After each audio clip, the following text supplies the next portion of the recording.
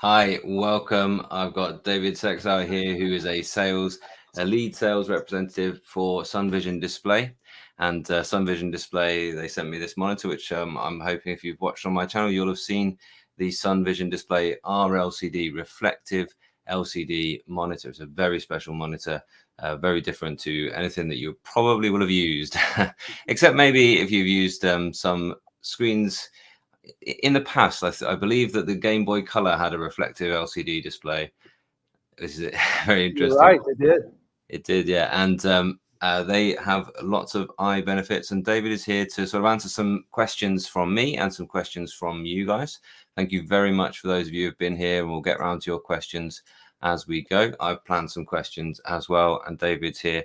I'm gonna, as I've done every single time, I'm not here to represent SVD. David is, and I'm going to ask him the sort of pertinent questions, the tough questions that I think that you guys need to know if you are interested in getting one of these. So David, say hello. Hi, everybody. Thank you, Kit. Pleasure to talk to you again, and definitely appreciate the opportunity to speak with you live, and looking forward to these questions, but this is going to be great. No, excellent. I promised David that wouldn't happen. My camera wouldn't disappear when we started, but it did. Okay, so first question. I'm going to pop this up as well. If you're not familiar with it, if you haven't seen anything about it, this is the Sunvision. This is the SV. This is the RE. Often referred Sunvision are often referred to as the SVD. This is the RE RLCD display. So let's just show you a little bit of it. And you can see there the Sunvision website, 32-inch full HD monitor. It's yeah, you just had a reduction in the price. That's not an offer, is it? That's a reduction. That is a price reduction. Yes. Yeah, that's no longer. That's not just a holiday season offer. That is now the price. So that's a considerable reduction down from 1,800.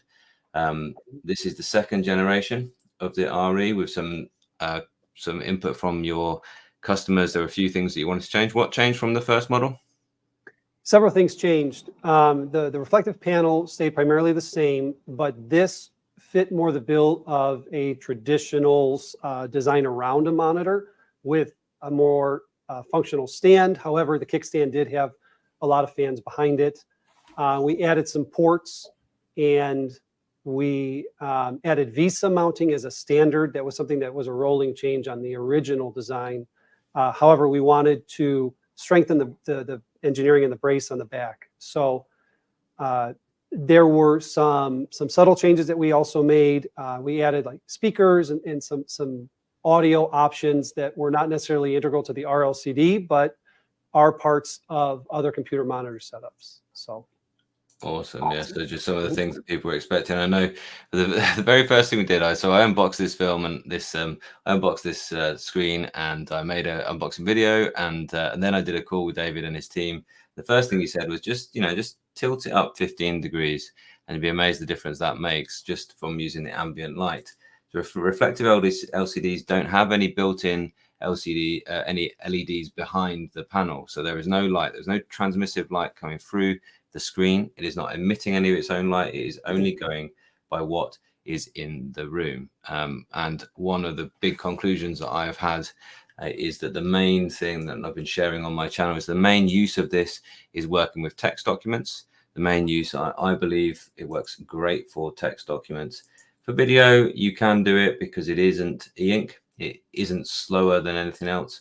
It will refresh just as fast as any LCD screen as well. And you had the response time there, 10 milliseconds, I believe, here, which is absolutely fine for all sort of video uses, etc. Probably won't be high spec gaming that you're looking at on it, but that isn't what it's there for. And one interesting point I would say is I've got a little lamp illuminating it, and you'll see the color on the screen change when I change the color temperature of the lamp, which illuminates it. So it is using only the ambient light in the room. So if you want to have a cooler light, then you can do that. If you want to have a colder light, then you can do that as well. So thank you very much for joining us in the audience. If you've got any tough questions, then do post them in the chat. I'm going to ask my first one. I'm going to ask, do you really believe this is the future for work screens? Can you see all offices? Can you see these being the staple in offices around the country around the world in the future, David? Absolutely, and that's a great question. The basis behind the RLCD is a fundamentally different solution than backlit technology. And while our goal isn't necessarily to replace everybody's monitor or workstation overnight, what we're seeing is that by applying this solution, namely that stop fighting ambient light, stop trying to emit potentially harmful light into people's eyes, then it is pushing toward the right direction of the solution that technology can benefit in our work environment. So where we started as a brand, and we can get into it, is the outdoor digital signage, but we've clearly converted to an indoor product. You're right in the sense that this monitor can do many things, but it can't be everything for everybody. And we didn't intend for it to be that way. We are also learning about the tech every single day. But it's been very disruptive in the limited amount of time that we've had to introduce it to the market. What you're looking at right now is the second iteration of a screen that didn't even have a business strategy behind it until the market told us they wanted it. So in that short amount of time, we're looking at something that kind of originated itself. That should tell you enough about where the tech could potentially go down the road. I think it tells you a lot about you guys as a company as well, because you had this technology. You're making outdoor signs, very low power outdoor signs, very environmentally conscious. Excellent. Sounds great. The right use case, because like I say, you're not fighting the sunlight, and it's really interesting. You can see the reflection quite distinctly in my camera of the two actual bulbs of my light here. Now, me sitting here, they aren't in the way, and they are actually very dull behind the reflections of those are surprisingly well controlled. And I find it really odd. I don't know how you guys do this, and you're probably not going to want to tell the world your secrets, but your anti-glare coating is incredible, because it isn't just a matte finish, which can totally, if I put my Remarkable matte finish in front of that, I mean, like, can anyone read the word remarkable on there? No, you cannot. And that is in the same position as that. And the interesting thing is, and the way they've achieved their anti-glare is just a very matte finish across the screen. So you don't get the very specular, almost like an image of the reflection there. What you get is that kind of just almost obliteration of the screen by it just widening that area, which is better than just a shiny surface. But I don't know how you do it. Anything to say about that kind of coating there? I think it's incredible. So it actually, the things that I can talk about are, it's actually a combination of several coatings that we use. Our outdoor signage uses a different stack up than the indoor monitor does, but it's a combination of anti-glare and anti-reflective. What you're seeing too is each product has a purpose. The Remarkable being a more close to the face for handwriting, they can get away with a higher diffusion rate, a higher amount of anti-glare. Our screens were intended to be viewed from 10, 25 feet, and these are now 18 inches. That's your standard distance. So we have to be able to accommodate different viewing distances. Some of the feedback we receive is, it is very interesting that a camera will pick up on those reflections, and yet people will tell you when you see it live, it doesn't appear that way. But those features are actually tunable as well. So we do a lot of research on the overall appearance, and do take pride in that finished result. So we appreciate the comment there. But it is something that, like many of the features of backlit or reflective LCDs, the minute you start affecting one factor, other factors adjust and tend to be compensatory. So and what you're seeing there with the Remarkable is they have a higher anti-glare, higher diffusion or gloss. And then when you see reflective light, it scatters it everywhere. Right. So it's a balance. It is like, as you say, it is something to see it in the person. This is one of the things. And actually, we were talking, have you got any further along with that? Like about maybe getting them into some showrooms, places people can come and have a visit and see them in the flesh. Have you got any further with that? Absolutely. Yes. So when we opened our distribution center in the UK, we also, in that facility, opened up a station for people to come, make an appointment, and actually see the monitor in person. We are working on 3 locations in the United States, one of which is very close to our offices here, just outside the city of Chicago. And as well as in Florida, we have a location, Florida being a very sunny state, and California. So if you think about regions geographically of the United States, obviously it's a large area, but California, Midwest, Florida, for now, based on the interest, those are some areas we're looking at, as well as potentially some in the EU. Fascinating. Yeah. So if we wanted to, so that's up and running in the UK now. You can go and see one. It absolutely is. And how is there somewhere on the website I can show that, or is there something you want to share that people can actually? That's a good question. I think we push it. It may not be something that you can find directly on our website, but we push it in our social media and some of our other updates. So I suppose if you go contact, it might be on the FAQ page. Yeah. Okay. So awesome. Absolutely. So thank you very, very much. Our sales office here as well. That's you in the States, I believe, isn't it? So yeah, get in contact if you want to.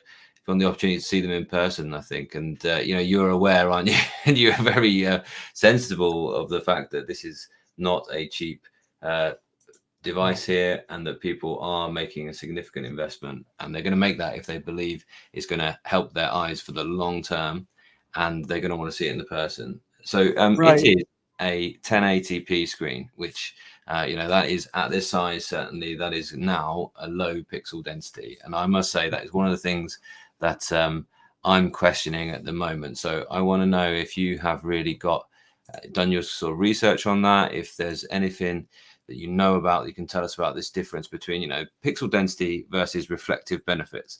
I'm going to, before you do that, I'll tell you a story. When I was a kid, I was told not to sit too close to the TV. Why don't you sit too close to the TV? I don't know if you had the same thing in the States, but what do they say? They say you get square eyes, right? And that's what I say. Cross-eyed, yeah. But square eyes is a good one, yes. Yeah, and what do they say in the States? It's cross-eyed is what cross-eyed, exactly. Yeah. So we'd say, yeah. oh, your eyes will go square. And the reason for that was because of the low pixel density. So you get too close and you're not really looking at an image, you're looking at the individual pixels. And obviously HD would come a long way from that. And, you know, it's hard to discern the individual pixels. But the other screens on my table are, see how much brighter that is now, can't you? These are QHD, so they're, you know, they're not quite 4K. They're a little bit smaller though, so they are more pixel dense. So can you tell us about, yes, there are some benefits of the light just being ambient light, you've been able to control the color temperature, but what about having that lower pixel density? Tell us about that. Absolutely. Our company has done a lot of research on pixel density. Pixel density is a big factor of outdoor signage, digital signage, just as much as it is indoor, believe it or not. If you take a look at a scoreboard, for example, pixel density is very small there, but they've got to get that image to a much farther viewer. So anything from 10 millimeters apart for your LEDs all the way down to, you know, micrometers for some of this stuff with the new micro LED has been heavily researched. What we're finding is, for what SVD did when we released outdoor signage, the standard for resolution and pixel density was a little bit different because the viewer's farther away. And that's why we committed to the 1080p resolution. Resolution and density are two different things, right? Just like they are in other things. So the density of the pixels does directly affect how much light throughput comes in. If we're to take a 32-inch screen and a 43-inch screen, which we also produce, and make it the same resolution, technically the pixel density on the 43-inch is less because it covers more area, and we actually get better light throughput through there. We study that to see what happens with reflectivity, contrast, saturation, etc. And as with everything else, it's a balance. So when we take a look at the application of our pixel density as an indoor monitor, where the viewer goes from 10 feet, roughly, you know, several meters, to 18 inches or half a meter or so away, that pixel density now becomes much more relevant. And for as much as our intent is to help ease eye strain, there are trends with pixel density and additional eye strain. Some people think that, oh, the 1080p is harder to see up close, where depending on what we do to increase that pixel density by decreasing the brightness, we may inadvertently create more eye strain. So that's obviously something we want to avoid. Yeah, there's a balancing act. And I think the kind of obvious sort of next question on that is, do you intend to develop this technology to bring higher resolution or more pixel dense displays for the future? What is the future? Is it a case of developing those pixels? Now, I know I want to just address something, because a lot of people think what's happened here is that you've just sort of ripped the back off an LCD screen and put a reflective panel on the back, and that's how it works. And, you know, this is some kind of magic like that. But as far as you can, tell us about this technology, and can you develop it to have higher? Is there a possibility of a 4K RLCD, or just physics says no? Right. That's a very, very good question. And I'll try to segment it out in terms of what we intend to do, what we see as possible. And I'll try and use an analogy to begin with. So imagine SVD just opened a restaurant and we offered our signature dish. Everybody likes a signature dish and is now wondering, what else can you do with that, right? Whereas we have taken the time to research, our materials, et cetera, to put that out. In the overall spectrum of things, the physics today is a limiting factor in that resolution, but we're finding with more research that there is some angles to get improvement. Whether that means that SVD decides to invest in those types of advances, I'm not necessarily going to comment on today, but what we thought of, I will tell you, 3 years ago, we had an RLCD technology that was very difficult to incorporate lighting solutions and had an absolute no on the pixel structure itself in terms of getting a better resolution, to now we've softened that up and we have lighting options. So it's come quite a bit in just a short amount of time, and that future is helpful. So I know that there is a lot of interest in some smaller sizes with higher resolution that operate with a little different mechanism. But for what SVD is looking into, I don't want to get anybody's hopes up just yet. There's no 4K option coming out in 2024 unless somebody above me tells me that they're there, and then I will happily tell you. Yeah, fascinating. Thank you. Yeah, I'm going to get some questions from the audience, because some really good ones. I thought I'd just play a video as well to show you that it can handle that kind of refresh, and it looks good, and it's really interesting as well, the kind of color on it you get. And I know that when I first said this to you, the first thing I noticed is whites don't look like this kind of bright, brilliant white like they do here. They look silver. It's almost like that kind of silver screen thing here on here. It's like, maybe some of you have been nostalgic about the cinema once upon a time, going to see things on the silver screen, and the quality of the light is fantastic. It's interesting as well, you mentioned the sunshine state is where you want to put a showroom. Very sensible, because absolutely it's nighttime here now, and it's absolutely dark, and I've got several video lights, and I've got the lamp that I bought that does a really good job of illuminating it, so I can use it at all hours. But the best time is when the sun is setting, the evening sun over that side beside the window, and I get this brilliant sunlight in here, and it is amazing. And I just almost switch everything else off. I just turn and I just work on there. And for typing away on this screen, it is a great place to do that. And I look forward to my periods where I can sit and type on here. I get the keyboard and I just point myself at it. And at this angle, it just takes that sunlight so well.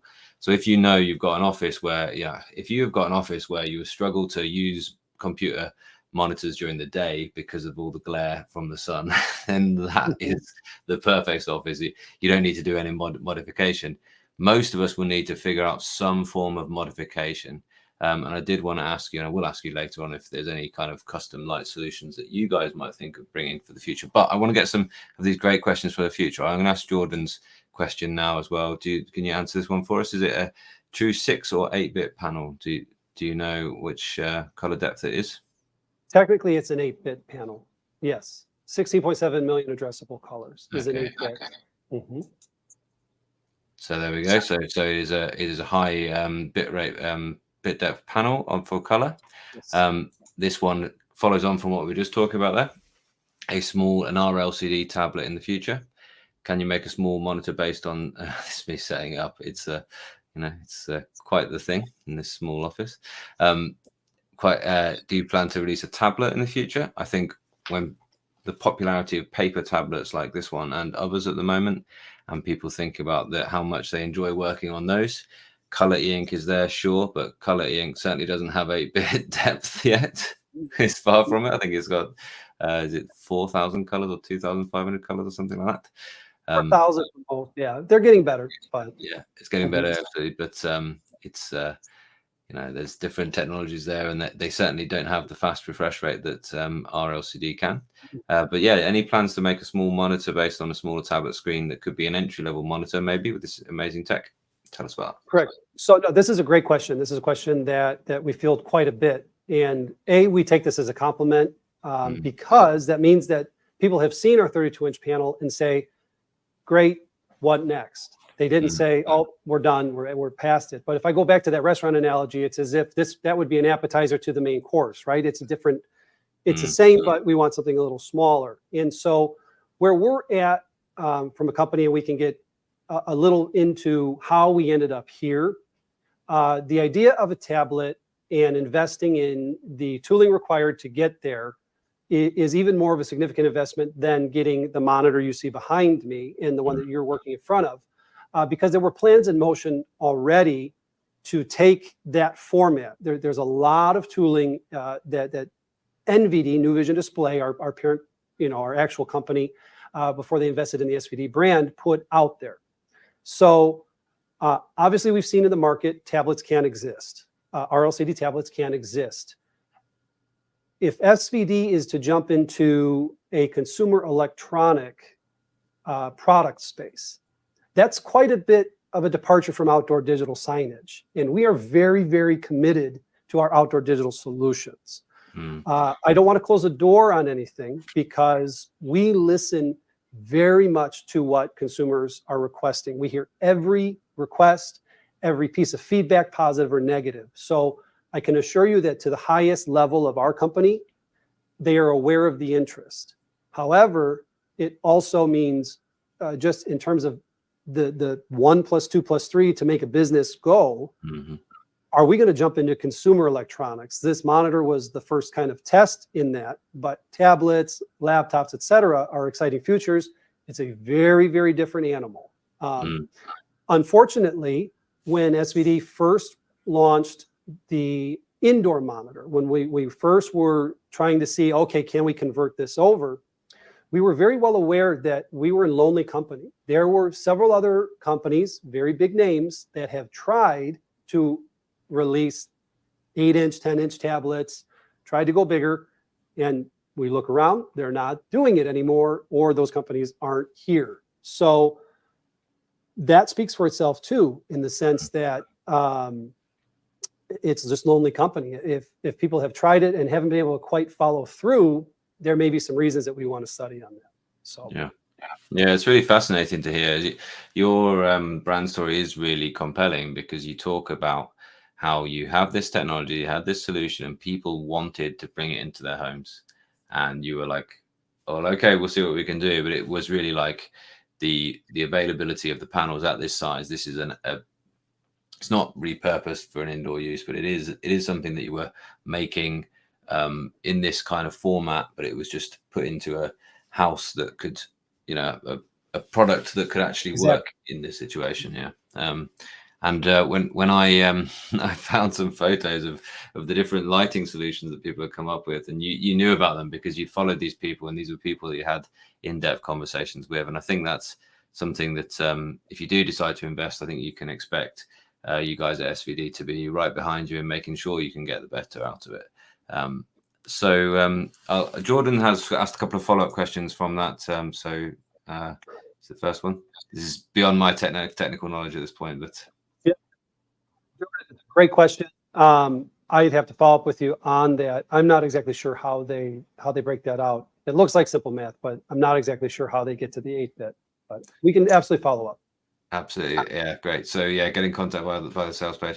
He wants to know whether to avoid temporal dithering. So I guess, does that mean like a sort of pixel shift almost in between frames? Is that what we're talking about here? Right. And the dithering is one of the main factors that can contribute to sensitivity and discomfort. So I do understand the purpose behind the question. Mhm. To avoid giving some potentially misleading information, I definitely would prefer to follow up, but Yeah. I do understand the reason. I'm just sort of zooming in a little bit on the screen here just to show you. It does look really crisp on the screen there. I can see every every hair in my beard there, and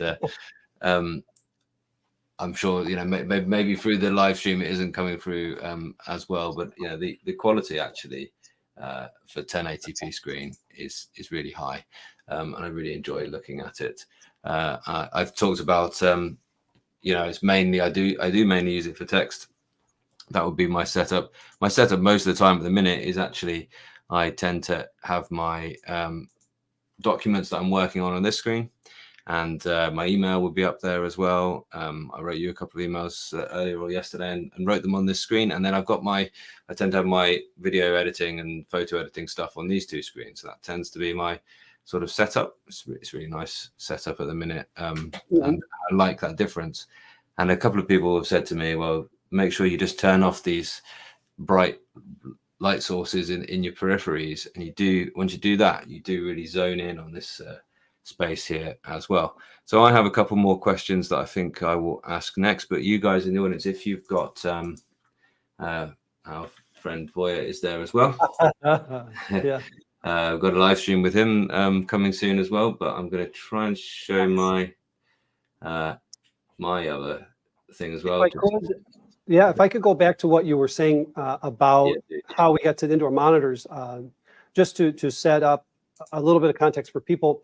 When I first came on board at NVD and when I first fell in love with RLCDs, I was completely unaware of some of the health benefits that RLCDs could potentially. The solution itself was so compelling, even for outdoor signage as a fundamental shift in using ambient light, that it almost sounded like the RLCD solution was too good to be true. We have these in science all the time, where these panaceas that it can't cure everything with one little shift, right? Like you said, our solution is not the same as an Ezai, for example, who has taken a reflective panel behind, and many DIYers have tried something similar. I give Lewis a lot of credit for actually being able to put that together into a business model. And actually pulling it off, right? It's not that solution is inadequate in any way, but ours is different. Ours actually addresses it all the way down to the pixel level. We have custom built pixels in this. So for the DIYers who are asking, oh, can we just build this at home? Unless you have some of the tooling that we've invested several $1 million in, I don't know if you could. But if you could, you will blow it away. So, but to your point, we introduced this outdoor signage that was really meant for you could actually read it in the sun. That was our whole thing, and it was no power. People were trying to take those bulky outdoor signs and put them on their desk, rather than take a reflective panel or a mirror behind a translucent LCD. And we were like, slow down. You don't have to go that far to take a very bulky outdoor sign. And if I told you that myself and our team were getting calls every day, it's not an understatement. People were so anyway, that was the motivator there, was they were going to do it one way or another. We just helped provide it in a format that they could use it as a monitor. Yeah, it's fascinating. I can certainly imagine it. I know that Jordan wants to ask a couple more follow-ups, so we'll just do that. I don't think he'd want to, Jordan, because as I said earlier, the coating is so good. You wouldn't want to put a matte film on this. And you need as much transmission as you can going into the screen and therefore coming back out. I think that's right. That's exactly what I would say. You absolutely can. It's a trade-off. The higher the gloss on that matte, the more the light will disperse when it leaves the screen. And so if you have a preference for that type of look, then it would work for you, but just be prepared that the image may be distorted more than you're liking. Yeah. Absolutely. There's a big debate between two e-ink tablets that I love, where one comes with a matte texture to give you the screenwriting feel, and the other has a clear, less matte screen protector. It doesn't give you the same feel, but it does give you better clarity in apps. And I think in this case, you don't want the matte. It's the reflections are so well controlled on here that you just don't want to do that. And lastly, he asks, bolt pattern that mates up to VSA. The previous one, is it safe to use on those bolt holes? There are some bolt patterns on those. The bolt hole patterns that line up with the Visa on the original mount can be used that way. There is another series of bolt patterns that came with that frame that are non-structural. We would advise not to mount to them, but they are non-Visa standard, so you'd have to really adapt to it. Okay. Anything that does fit a Visa should fit most Visa brackets. Excellent. And Dan, I'm just going to say we addressed this one just earlier on, so I'm going to encourage you to, after we finish, to go back to about sort of 10 or 15 minutes into this live stream. Excellent. So there's some really good questions there. I've got a couple more for you. Hope it's okay. Bit of a grilling. This is what we wanted, though, isn't it? So this one. So whenever I see not RLCD, ordinary LCD monitors advertised, they often come with something called TUV Rhineland certification. I think that might be a European German standard. Maybe you have a different certification in the States, but essentially it's a certification that most screen manufacturers go for, and they say, well, that is an amount, that is a low level of blue light emissivity, so how much blue light is coming out from the screen. And blue light has been shown to produce, I think they call it a toxic oxidative species on your retinas, your retinal cells. And I'm doing myself no favor with all of my video lights shining at me, but you know, what price entertainment and information is not very pleasant after these things. But certainly the only blue light you're going to have from this screen is that which you shine on it, or that comes from your ambient light sources. So I've invested, it wasn't even that expensive, but I've got a lamp which I can put onto the warm lights, and they stay on warm light temperature there as well. Why isn't that TUV Rhineland actually good enough? What, you know, if they're saying that's the standard, that's what you want, I can put blue light filters on both of these screens. It doesn't seem to really, well, I don't notice any difference anyway in the way it looks or the way it feels after a full session. Tell me about that. Why is this the thing to go for over those screens? So yeah, TUV Rhineland is a very well-known company that performs all different kinds of testing protocol. They're known for being a very good third-party tester. There's a company here in the United States that has their own IP that they partner with TUV on to give certification for anti-blue light filters. I kind of would approach that two different ways. The efforts that they're making to reduce blue light are commendable. But in some senses, it's the same as putting a filter on a cigarette. You know, does that make the cigarette any better or worse? Obviously, it helps. But the question is, let's address the fundamental problem. If the problem is blue light, why have it be introduced in a way that could potentially be harmful, that we need to filter it anyway? And there are people that just accept the reality, or accept it as reality, that we have to live like this. Or when we start looking at our LCDs and some of the ways that we can manipulate light, you'll find that there are better ways that are much more natural. So again, it's not a knock on TUV. Their certifications are rock solid. When they say that something does filter it out, it does. They focus on very specific bandwidths of blue light between nanometer ranges. There's a lot of science and a lot of research going into what bandwidths are going to be even more harmful than others, et cetera. And our goal here at SVD is why even argue about it? Let's get into a situation where we don't have to worry about potential danger in blocking it, if that makes sense. Yeah. The other part is we first contacted them directly when we were putting out product, especially this indoor monitor. And it was very interesting because our solution is so fundamentally different. They could not certify our product. There is no metric, no system that would follow a non-emissive technology.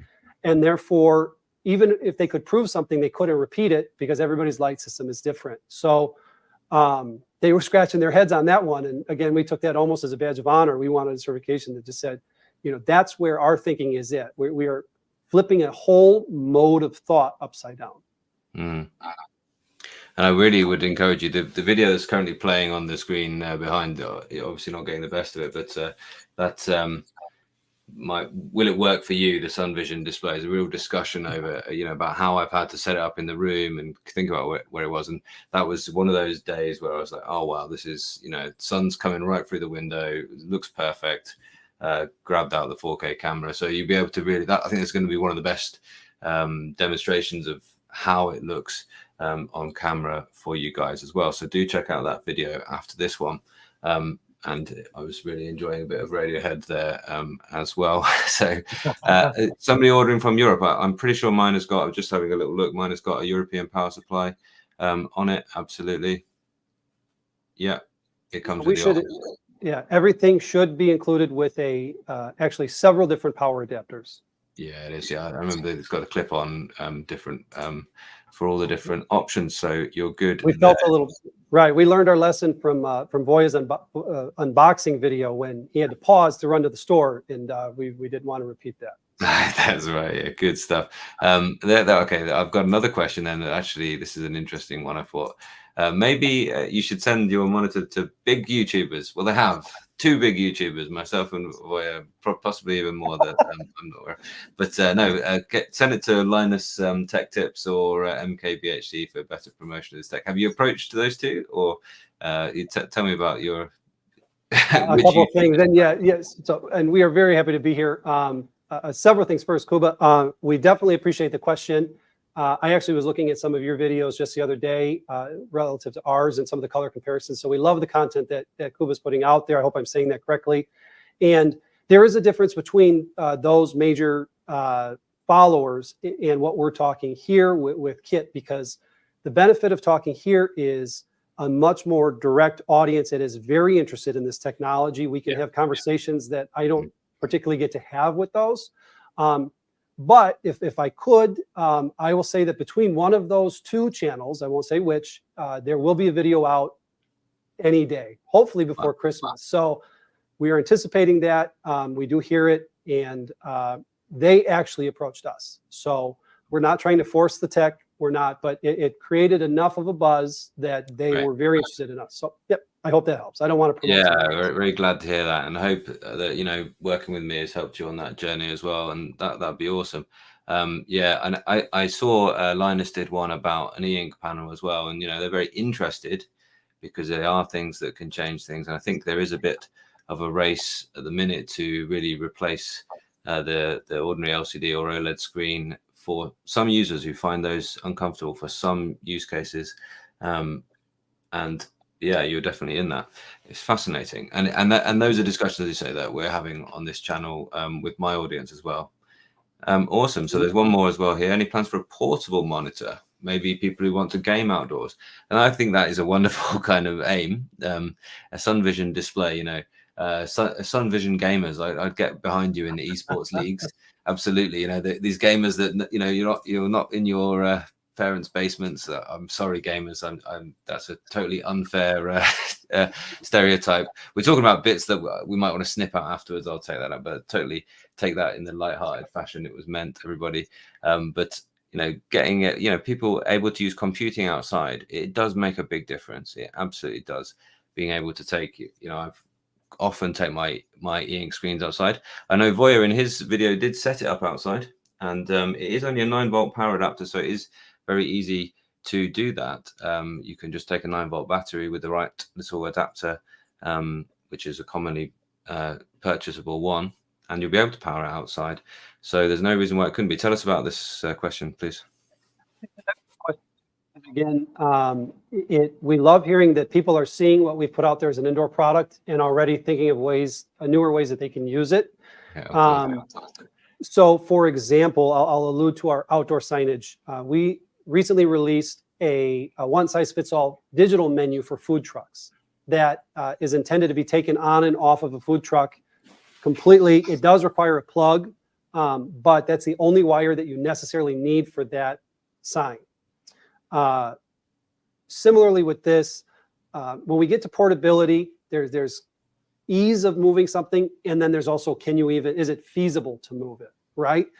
Our screen is very lightweight, whether you're using the original or the RE, and so the ease of moving it around is relatively easy, even though it's a bigger size. Not everybody else going to get that power to their type of monitor, but ours, like you said, is on a battery system. So you could theoretically do it. We are looking at options to make something more portable, and that's where we could fall back on our expertise as outdoor digital signage, because the more you start moving something around, the higher likelihood you have to drop it, to break it. And for, if I speak for Americans here, we drop our phones on average twice a week. It would be very difficult to drop a 32-inch monitor that costs twice an iPhone and have an issue just because we want to go outside. But that being said, you alluded to it earlier. I think that the biggest aspect about this technology is when you find the right light source, and that's when it's a lot of times is outside. There is nothing in the world that compares to that screen when it's lit properly. Voya lost 90 minutes of his life because he put it outside and just completely enjoyed the moment with it. And so we don't want to deprive anybody of that. And there's actually a growing interest in it. Fascinating. Yeah, and I think that seems like something you could go into. And I do think, yeah, outdoor signage, yeah, that use case you mentioned, a menu for a food truck, and it's not going to drain their battery very quickly. You know, they're still, yeah, what a great idea. Fabulous. And it does look good. It does, you know, when it's lit properly, it does look really good. I don't think I've asked yet. So this is my question.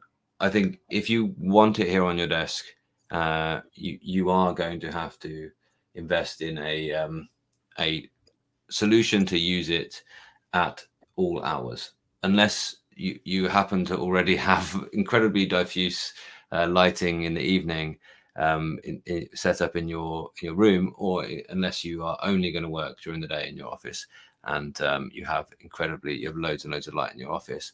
You are going to need to come up with some other solution. So why not sell a solution with it? Why is there not something that can clip on, come over it? Why not even recommend a lamp that you know works well?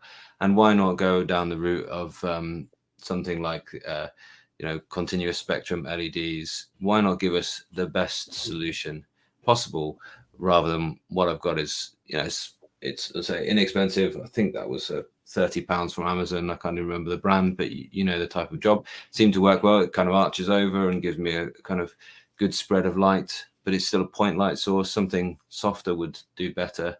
Tell me about that. I was quite surprised, and I have to say as well, initially when I got out of the box, I had this moment where I thought to myself, this isn't right, this isn't good. And there was a moment where I was like, nope, I'm going to struggle to make this video because I'm such a positive person, and I'm going to struggle to say good things about this product. It's going to be all bad. And then I lived with it, and I moved it in the room as well. And, I gradually, even after evening, I got more used to it, and it was when I got this lighting solution, I was like, okay, now if that was there out of the box, then everyone who unboxed it would be like, okay, it's evening time now. So excited about my purchase here. It's going to make a change to my life. I'm looking forward to those days where the lighting's perfect, but here on my desk, I can use it straight away, and it's a good experience straight away. Why? That seemed an odd decision. Absolutely. This is such an excellent question. This is really a fundamental question that we have started with from the beginning, actually. And so there are several factors here. One, we actually do have a front light system that we have our own IP on that can be incorporated into 32-inch panels. So the technology does exist. We incorporate it in our outdoor digital signage in almost every model. So it's there. Now, it seems almost cruel to have it and then deprive people, correct? However, when we pivoted an entire business unit and strategy to design this product, and we had to strip away every assumption we had about technology, even RLCDs, because our early demoers were using this monitor in ways I couldn't and our team couldn't fathom. Half of the first users laid the monitors flat. I had never seen that until I realized that a lot of people with laptops have an extreme angle, but it made us step back and say, wait a minute. The minute we presume to know an answer, we may miss out on an actual solution here. So far and away, the earliest adopters were the people who struggled with backlit technologies, felt physical pain and discomfort to extreme levels, And there was an aversion to light. The reason that they wanted an RLCD was to get away from light completely. So it actually felt cruel to incorporate something that they were trying to run away from. And I don't mean run away, but if you had talked to some of the people that we talked to for 30 seconds on the phone, you realize what they were living every day. And so to them, it was not even an issue. Where it comes into play now is as we expand into a bigger use case, people who may not have the same kind of discomfort or aversion to light are preferring to see it in there. So now we get into, and we pose this in our Reddit channel, should we incorporate a front light? If the true solution is ambient light is the healthiest light, should we continue to strive to a better fundamental LCD that can reflect more light, or should we incorporate this front light? It was almost an identity crisis for a little bit for this monitor. And so, because we had people that said, even though I may never use it, the day I turned it on, I'd feel bad about turning it on. And it's like, oh my gosh, how are we going to do this? But then we also have people, like you said, you're opening it up, you're excited, and you have that moment too, where you saw that. So we're not opposed to it. And then I'll end with this. So hopefully this will help. In order to incorporate that front light, there would be some additional changes to a monitor, because the best type of lighting that we would provide is a front light that's already built into the display. Third-party solutions or external lighting does work, but the minute we pick a specific light type, we're presuming that light is good for the exact user, and we cannot do that. That's actually a disservice to the people who have come up with all the different light setups. So what we do, and what a member of our team has done here, is he's compiled all of the feedback of every light setup that anybody shared with us, and we consolidate it and share it with people as a reference. Like you said, we don't mean to wear you down, but you had to adjust it every day and tweak it to yourself. That alludes to the fundamental shift in how we think about technology. We're not asking anybody to go above and beyond what they want to do, but we are stripping it down to that level. And so different types of lights do work with as an external light. We've found that the cleanest solution for us is to incorporate a front light where you're not moving it around, and it'll give you the best dispersion across the whole screen. And then it becomes a matter of the hardware is going to look a little different. It's going to be a little bulkier. It's going to consume more energy, which as an indoor product, not everybody cares as much as they do on the outdoors. But and then it comes down to, what if they turn it on and the front light is painful because of one thing or another? Yeah, the choices so you made. The last thing we want to do is get anybody's hopes up and disappoint in something that we should have listened to. Yeah, it's absolutely fascinating discussion, isn't it? It just shows you the depth of thought that you guys are going into, and I find, that's why I find your journey so interesting as a company. And yeah, absolutely. What a great answer. Thank you very much. So I'm going to just say from you guys in the audience, if you're here wanting to ask another question, then I'm going to ask just one more, maybe one and a half. And so if you've got any more questions for David, then please fire in now. If not, then hit us in the comments, because I think this won't be the very last bit of content that I make on the Sunvision display either. I've got a sort of a very long-term review in mind that I'm thinking of doing. So if you've got any more questions and you're watching this on the replay, then please just post them down there as well. And also there's it's easy to find the contact details for SVD. I'm sure we can put that in the comment as well. So my last sort of big question then, can you get true colors on here? I like the silvery look, but is it a faithful, what's the best way to get a faithful rendition of color, or is that even possible with this technology? Tell us about that. Another very, very good question. And that lends also into the application when you talk about video editing, photo editing. In terms of color replication in full sunlight, in what we call infinite light source, you will have the truest replication of color. However, anything less than that, you may get a tinting or a shift toward the warm. So you can achieve it. And that's when you hit that moment of ambient light. If you were to take that monitor outside on the right day, it will be as faithful in color as an RLCD may be. The way that OLED, AMOLED, some of the other light sources get that white, and the contrast, they do pump a lot of blue in. So I remember from a comparison between the RLCD and the eZi, for example, there was a note about using a 6K light on our screen and how the whites were truer. Well, the way to achieve white is with blue. And again, that's a fundamental decision we have to make. You can get whiter whites on our screen if you really pump up that blue, but is that the direction we really want to go? Ours does tend to reflect a more warm light, though as you changing colors here, you can get a whiter image. We also are investigating the back part of the LCD. So there's two types of LCD, what we call off states. There's always white and always black. Ours is always white. So when you turn it off, it has that silvery look. We're exploring some other options there. Not because the silvery look like that is bothersome, but what would the effect be on color? I think right. That looks beautiful.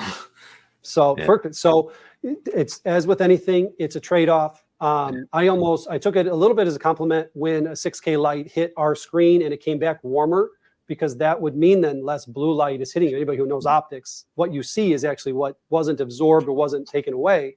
And that meant that true color, there was less blue light than another one. So. Yeah.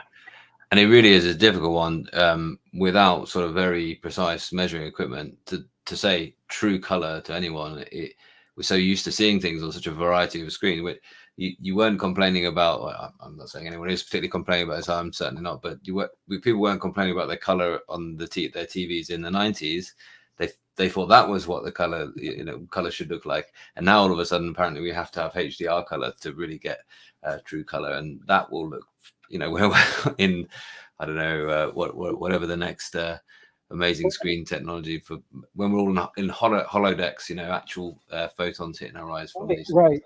It was a matter of, if somebody were to think of it, you're, as a teacher, you're giving an exam and you're going to say, you're going to have one chance to answer this question, and I need you to hit every one of these metrics. It's got to be as good or better than everything that's already existed, but it's got to be this, this, and this. But you have one chance to do it, or one iteration, and quite frankly, you just can't do that with a single product offering. So what our intent was yes, put the best step forward. You say, why not put your best effort out there? And sometimes the best effort isn't 4K as bright as it can be or truest color. It's showing you the potential of where you can go, but also hitting the biggest section of demographic you possibly could have in the first shot. We've made so many people happy and changed their lives. It's been incredible. One was enough, but hopefully that's inspiring enough to say, can we have a second chance? Can we have a third chance? And you're hearing that in the questions. Nobody's saying, oh my gosh, if this was your first chance, don't ever come back with a second. I'm used to that in my life. Anytime I knock on a door as a salesman, but that's what really we're getting at. So it's encouraging. We understand the bar is high, but we also try to say, hang on, this was our one chance. And we did release a second version of it, but just don't necessarily get caught up in what it looks like today. Some people tend to say, okay, cost is as astronomically high compared to even an indoor computer monitor with backlit technology. And look at where e-ink is today. Well, e-ink has had 20 to 30 years. And in 2020, they came out with a color. We've had two. Look at, the direction of that moment when you see that RLCD, even though it's a fleeting moment potentially in your day, that tells you where we could potentially go. My job and our job here is to make that moment every time you look at the screen. And if that were the case, there would never be a debate as to what RLCD can offer people. Yeah, this is really fascinating. And my last sort of half question, and your very last chance if you're in the audience here. So how are sales? I mean, so the SVD is a little experiment that came out of New Vision Display. How's it going? Well, I'm still here, so that means that we've sold something. They are beyond our wildest expectation, and yet we are still trying to reach more people. I can tell you we have sold more, and I'll say this is in indoor. We've sold more indoor monitors in the last 2 years by a factor of maybe 50 to 75% more than we ever would have planned for, and we had to limit where we were selling them due to some supply chains to the United States for half of that. We're now in Europe and in the UK. So we are so thankful and appreciative that when the market challenged us and we had a response, they provided support. Every monitor that we sell, and I understand that the cost is what it is, we try to reciprocate and reward that user base. NVD, New Vision Display, is a company that is much larger than this unit. And all the way to our chairman, this RLCD project is something that is near and dear to his heart. So we have that kind of support, that kind of interest, and the sales only helped reiterate that passion, helped us, justify doing it. But it's been incredible. We're so thankful. And sometimes we, on our side, we sit back and we're like, oh wow, I'll say that there was one week we had 45 monitors go out in 1 week. 45. We almost didn't know if we were going to be able to get all of them out. And we don't want to necessarily forget our outdoor signage obligations, because those are actually going very well. You talk about education, some other things, but it almost distracted us enough where we're talking about tablets and some other conversations that we're looking at, but it's the right direction. They're all very good headaches. So amazing. Well, it's really great to hear. And I just want to thank you once again for working with me. And thank you very much for being here today and answering people from the audience questions and answering my tough questions. Not a problem. That whole conversation fascinating. So thank you once again. And thank you all for watching. As I said, any further comments, this won't be the last I talk about this technology, I'm sure. So do fire them in. It helps us make better content and helps you guys make better products as well in the future. Absolutely. We look forward to it. So, and we appreciate the opportunity. So.